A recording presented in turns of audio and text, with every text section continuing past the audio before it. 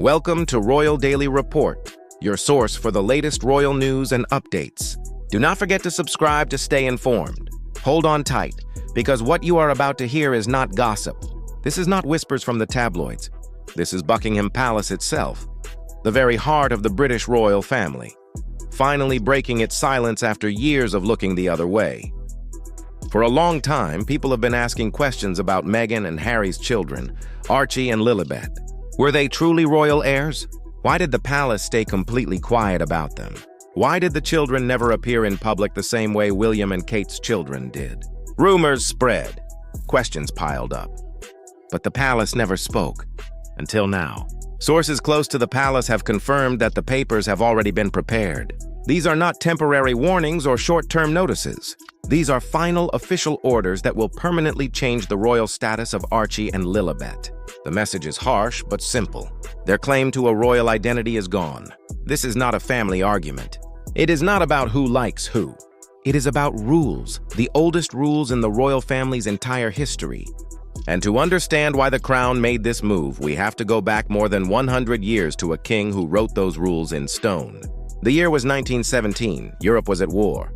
The royal family was under enormous pressure to protect its bloodline from confusion, from outside influence, and from political threats. King George V stepped forward and issued an official announcement known as the Letters Patent. These were not emotional words. They were not fiery speeches. They were dry, precise lines of law. But inside those lines were rules that shaped the royal family for more than a century. The Letters Patent laid out exactly who had the right to call themselves a prince or princess. The requirements were strict. First, the child had to come from a genuine royal bloodline. Second, the child's birth had to be officially recognized and recorded by the crown itself. And third, the child had to be formally connected to the Church of England. No shortcuts. No special exceptions for anyone. These rules existed to protect the royal family. They made sure that royal titles were not handed out carelessly. They kept the bloodline clear and the royal ranking secure. And here lies the problem.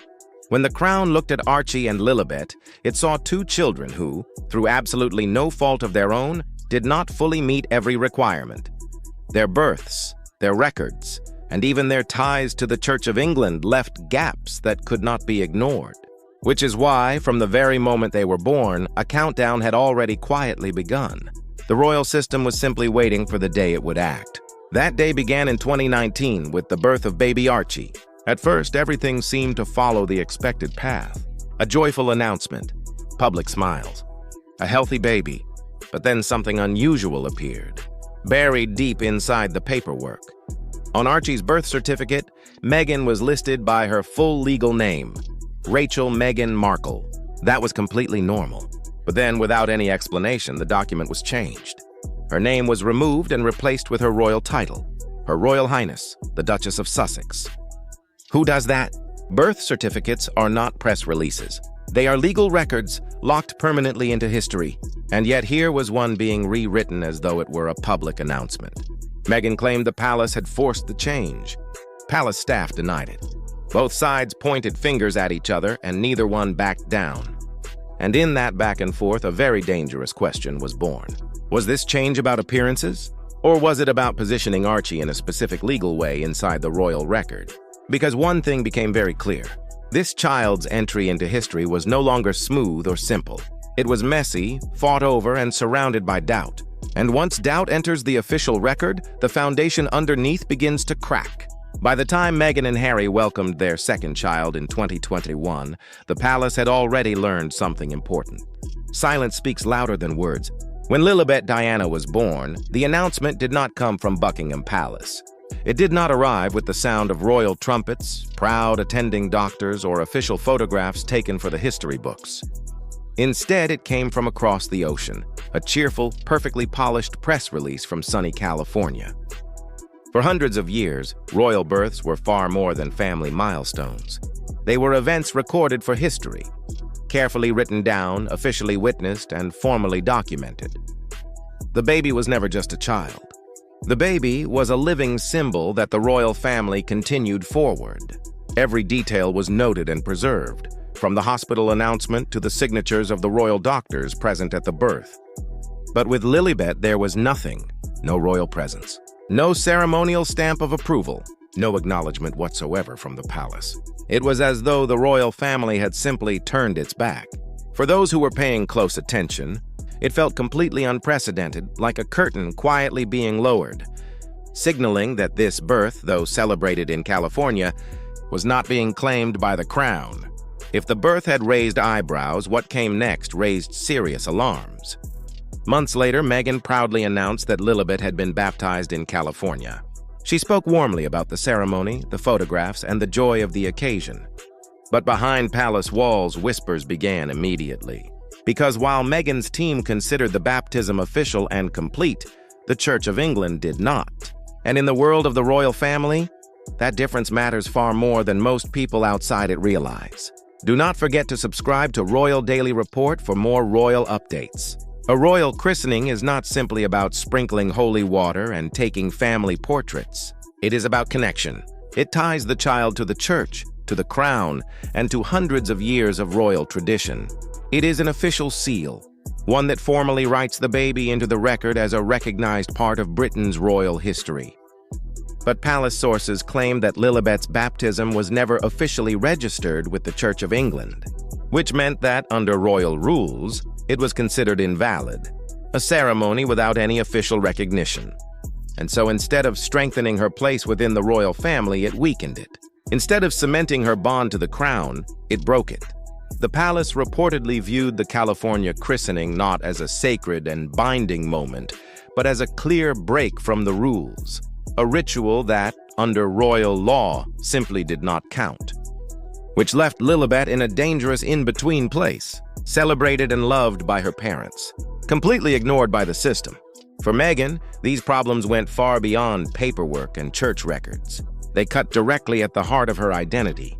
From the very moment she stepped into the royal world, her entire public image was built on one foundation. She was not just Meghan Markle. She was Meghan, Duchess of Sussex, a royal mother. And her children were not just ordinary kids. They were heirs. Heirs to history. That identity powered everything. The Netflix specials, the Spotify deals, the memoir, the interviews, the carefully crafted public image, even her new lifestyle brand, American Riviera Orchard. She was not simply selling jam jars and garden photographs. She was selling a life touched by royalty. But that shine only worked if her children genuinely carried the royal connection. Without it, the entire foundation falls apart. No royal heirs means no royal mother. Just a Hollywood couple trying to hold on to a crown that no longer wants them. And behind all the soft portraits, the polished branding, and the carefully managed public appearances, Meghan faced a fear she could not hide. Without royal bloodlines to pass on, what truly made her different from any other celebrity living in California? For Meghan, the cracks in the rules threatened her brand. But for Harry, this was deeply personal. This was about blood. Sources close to the palace speak quietly about late nights when Harry would pick up the phone and call back to the very family he had walked away from. His voice was not calm. It was not polished. It was emotional and desperate. He begged them to reconsider. He begged for his children's future to be written permanently into the royal record. Those who know Harry say he genuinely believed he could be both the son who had walked away and the father of children who still remained royal. He believed that stepping back from royal duties would not erase his children's place in the bloodline. He believed they would still carry the Windsor name forward, no matter how far California was from London. But when he tried to explain his position, when he tried to make his case, the answer he received was ice cold. One palace worker reportedly reduced all of his pleading to a single sentence. "This is not about emotion. This is about order, family line, and the future of the crown." For Harry, it felt like watching the floor disappear beneath his feet. He was no longer just separated from his father and his brother. He was now a prince whose own children were being erased from the very system that had given him his identity. And then came the move itself. Archie and Lilibet would lose everything. No prince or princess titles. No ceremonial roles of any kind. No place in the official line of succession. No security funded by the crown. No recognition in the official history books of the royal family. It sounds simple on the surface. Just words. Just names. But in the world of royalty, titles are everything. They are the keys to legacy, to recognition, and to belonging in the centuries-long story of the crown. Without them, Archie and Lilibet's names carry no royal weight. From Prince Archie to simply Archie. From Princess Lilibet to simply Lilibet. And unlike a warning or a temporary suspension, this was not reversible. This was permanent. The palace had filed the documents. The record books were being rewritten in real time. And in those pages, Meghan and Harry's children were simply erased. For years, Meghan and Harry had built their entire public image as the royal rebels. They gave interviews, signed big deals, and told their story to the world. Every scandal, every documentary seemed to feed and strengthen that identity. But here is the truth. You can only be a rebel if the crown still claims you. The royal family understood this perfectly. That is why it never shouted across the Atlantic. It never responded to every single media storm with angry words. Instead, it stayed quiet, patient, watching, and when the right moment came, it acted with precision, stripping titles, removing succession rights, and cutting the final remaining cord. Archie and Lilibet are not rebels. They are not even royal exiles. They are simply outsiders now. Children who will grow up in California, remembered as Harry and Meghan's children, but completely absent from the official royal record. That silence, the absence of their names from the history books, will echo far louder than any interview or Netflix special ever could. And so we reach the end of this story. Years of whispers, speculation, documentaries, and interviews, all met with royal silence. And now, with the stroke of a pen, the palace has chosen rules over personalities, order over emotion, legacy over love. For Meghan and Harry, the result is devastating. Their entire empire, their identity, their brand was built on the promise of being royal rebels. But once the crown erases you, you are no longer a rebel. You are simply gone. Archie and Lilibet will live as children of California. They will grow up surrounded by the warmth of their parents' world. But the official royal record, the documents and history books that outlast every generation, will not list them as heirs. And that absence, that silence, is far harsher than any public embarrassment. Because it is permanent. It is final. This is not just about two children losing their titles. This is about the royal family sending a message that is louder than any speech it could ever give. The crown does not bend to personalities, no matter how famous they are, no matter how loudly they speak. And in that silence, Buckingham Palace has delivered what may be the coldest move in its entire modern history. That is all for today's Royal Daily Report. Remember to subscribe to our channel for more exclusive royal news and stories. Stay informed.